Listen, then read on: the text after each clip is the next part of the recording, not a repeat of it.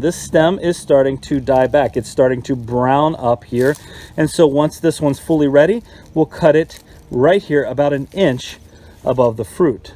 Guten Yardening, everybody. Well, it is mid-October and it is winter squash harvesting season, or somewhere thereabouts here in Zone 5, Wisconsin. And I'm sitting right beside some of our favorite winter squash. This is butternut squash.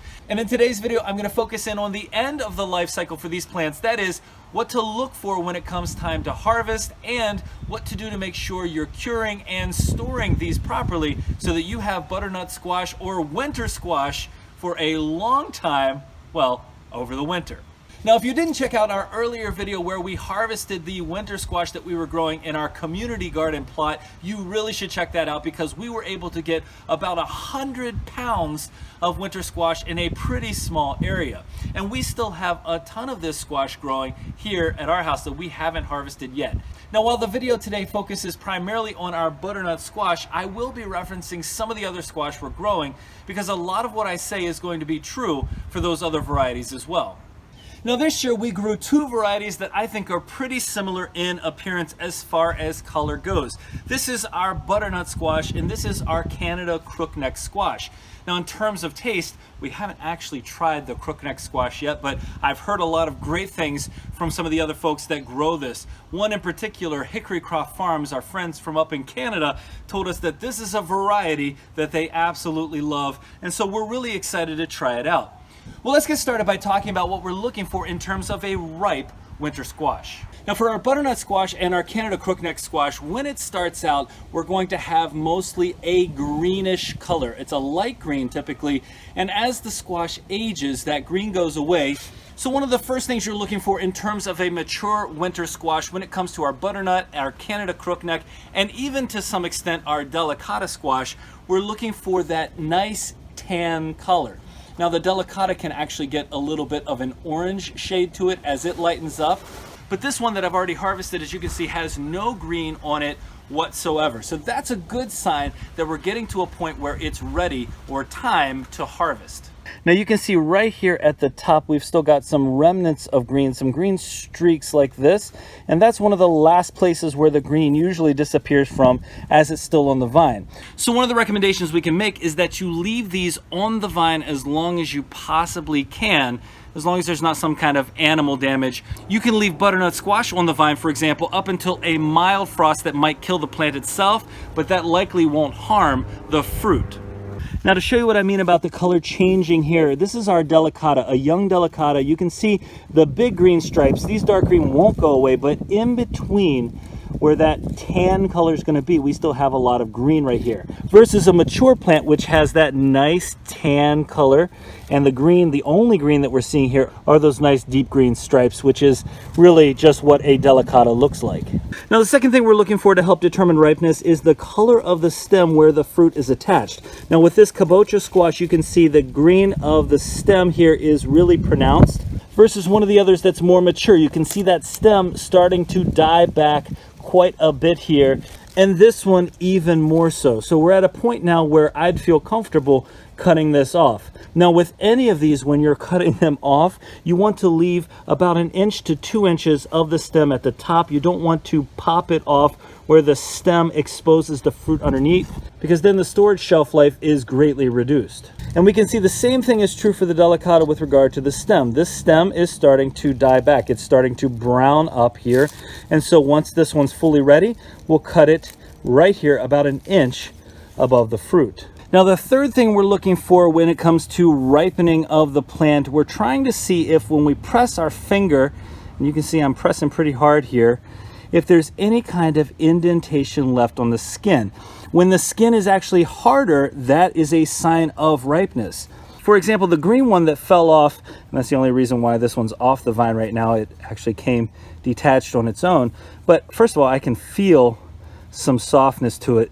And if I put my fingernail on this one, well, it just pops right through. My fingernail pops right through right away. Now, we don't make a habit of harvesting our squash before it's ripe. However, if it's late in the season and you're not going to get all of your squash to ripen up fully, it is okay to go ahead and pick it at the very end And I will tell you that butternut squash in particular, since that's the variety that I've been talking about the most, this isn't actually going to ripen once it's been picked. So you have to settle for the fact that you're going to have some softer squash, and it's not going to be nearly as sweet, but you can still cook it up and eat it. You'll see some of that green inside, and if you taste it, I think you'll see what I mean.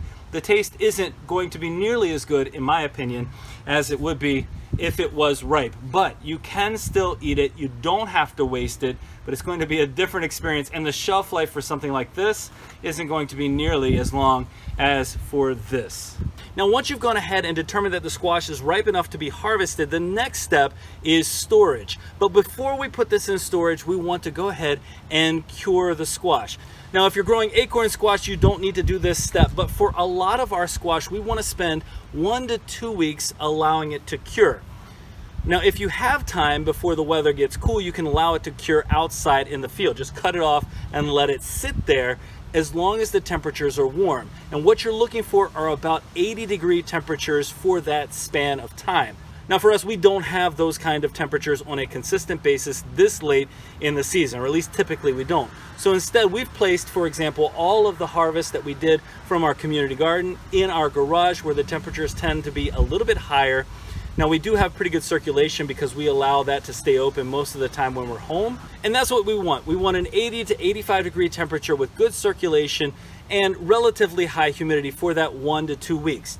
After that time has passed, these are going to go inside to our storage area. Now, why do we actually need to cure most of our winter squash? Now, there's a very clear reason why we cure a lot of our squash. Now, there will be some natural curing that happens while it's in storage.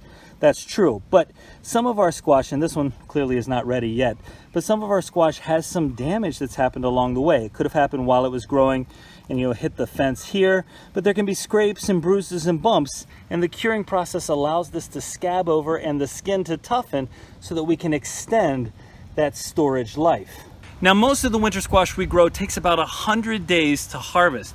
And with a 100-day wait, there's no reason why we'd ever want it to go bad in a short term once it's brought indoors. And so that's a really prime reason why we'd want to cure this squash to preserve it as long as possible. Now, each variety of winter squash will last in storage for a different amount of time. However, if cured, that time is a pretty good period. In fact, the amount of expected storage time for our butternut squash is supposed to be between 2 to 3 months on average, if it's stored properly.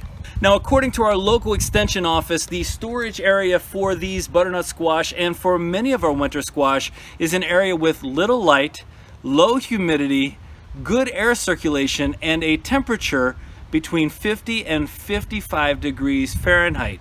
Well, I can tell you that we don't have those exact specifications for our storage. However, we were able to eat off of last year's harvest in our pantry over 8 months after the last butternut squash came in.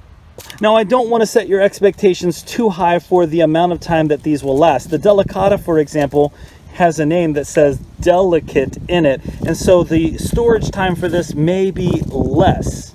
However, if you know what you're looking for and you pick the squash at the right time, and then you take care of the storage properly, you're going to end up with some massive amounts of fruit. I mean, this is over 10 pounds from one butternut squash. A massive amount of food that you can keep long-term and eat well into the winter, if not beyond. Well, we hope you found this video informative, and if you enjoyed the video, don't forget to give us a like, leave us a comment, remember to share and subscribe, and most importantly, remember, when you're with us, you are good to grow.